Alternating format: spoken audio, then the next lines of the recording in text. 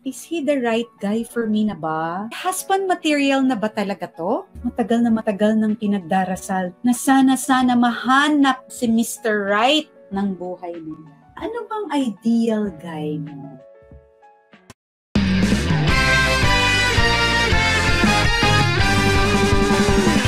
Always reminding you that kapag happy ang spouse, magiging happy ang buong house. Welcome sa inyong lahat. Another episode, interesting topic.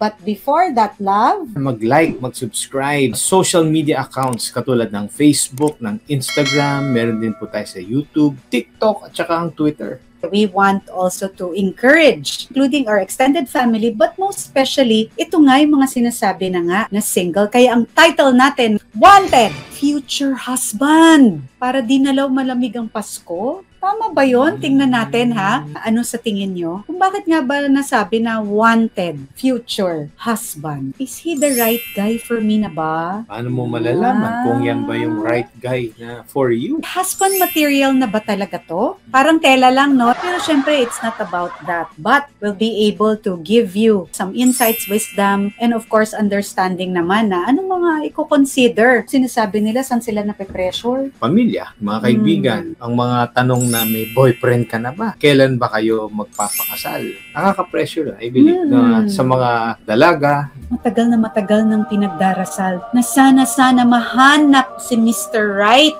ng buhay mo. Pag tinatanong daw yung single lady na ano bang ideal guy mo? Ano bang mga characteristics kino-consider mo or ipinagdarasal mo? Qualities na hinahanap para sa isang husband. At ang una, kailangan daw hardworking at madiskarte. Yeah. One who will really, unang-una, rely doon sa grace ni God na binibigay. At ina-acknowledge na yung skills and abilities nila ay galing nga talaga kay Lord. Meron din naman mga pagkakataon na yung kailangan kasi mag-isip. Hopefully, hardworking at patiskarte at marunong mag-ipon, na motivated siya. Sinasabi nila, para sa pamilya niya, sobra siyang encourage na hindi din lang siya yung aasa na lamang. Kung let's say may kaya sila, on his own, alam din niya dahil hardworking at marunong din siya sa buhay o madiskarte. Sa panahon ngayon, dumadaan lang tayo sa season na the Lord is training us. Para sa iba din na sinasabi na hirap ng buhay o mahirap bumuhay ng anak, naglagay na tayo ng figures na a child might cost you 60,000 pesos.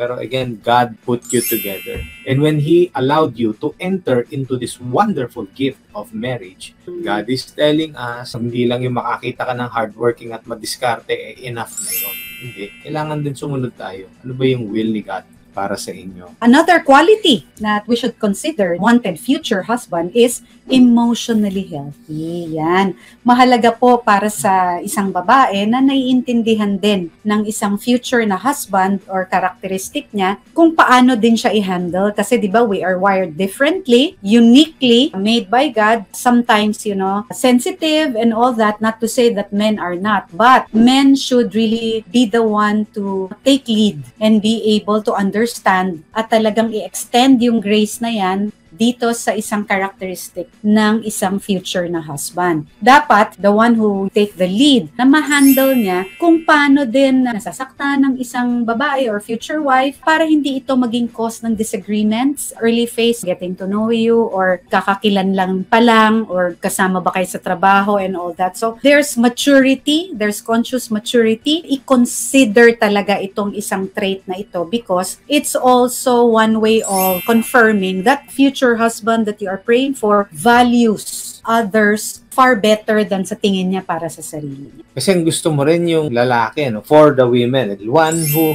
na maging protector ka rin, one who will protect you at all times. Ang next naman natin na i-consider na characteristic, tanungin natin ang ating sarili kung friends ba talaga kayo. Really dive deep into that when you say talagang friends kayo na you are excited to be with one another. Alam nyo ba kung kailan yung mood na masaya, kailan yung, you are really sensitive, kung kailan yung parang medyo down. Minsan lang nadadala sa pressure ng trabaho o kaya sa bahay. Ito ay hindi na-express ng tama. You ask yourself kung talagang kaibigan ba kayo and ano ba ang meaning para sa'yo ng isang tunay na kaibigan. A good marriage is, ang foundation nito is of course, part na rin isang reason is a true friendship. So, kung magkaibigan kayo and you know kung ano yung interest niya, kung ano yung mga hobbies, you go out of your way to really know more about that person. Then you can say, magkaibigan nga talaga kami. So, yun yung tatlong bagay, yung mga qualities one woman may look for para sa kanyang future husband. Meron pa tayong tatlong bagay na gustong i-share sa inyo. Unang-una, kailangan din natin malaman, know if it's God's will, na si Lord lang talaga ang nakakaalam. Again, pagdadasal ito.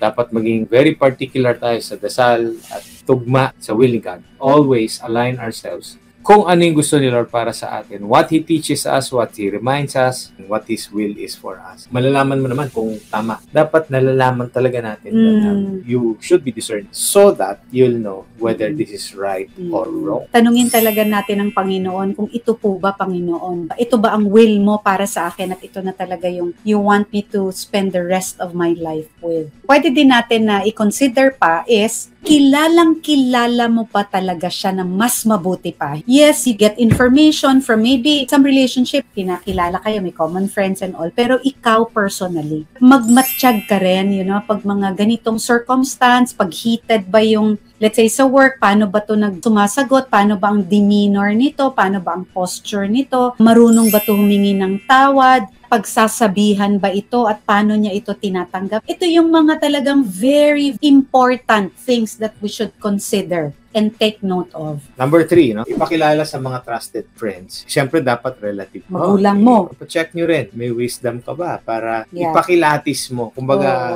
kasi talagang seryoso po ito. Yun, yung mga blind spot. Tingnan din. I-consider ang wisdom at opinions. Lalo na kung magulang mo. Tanungin mo yung parents mo rin. At the end of the day, decision mo pa rin. Kaya dapat may sapat na wisdom ka. It's only God who can provide you with that wisdom.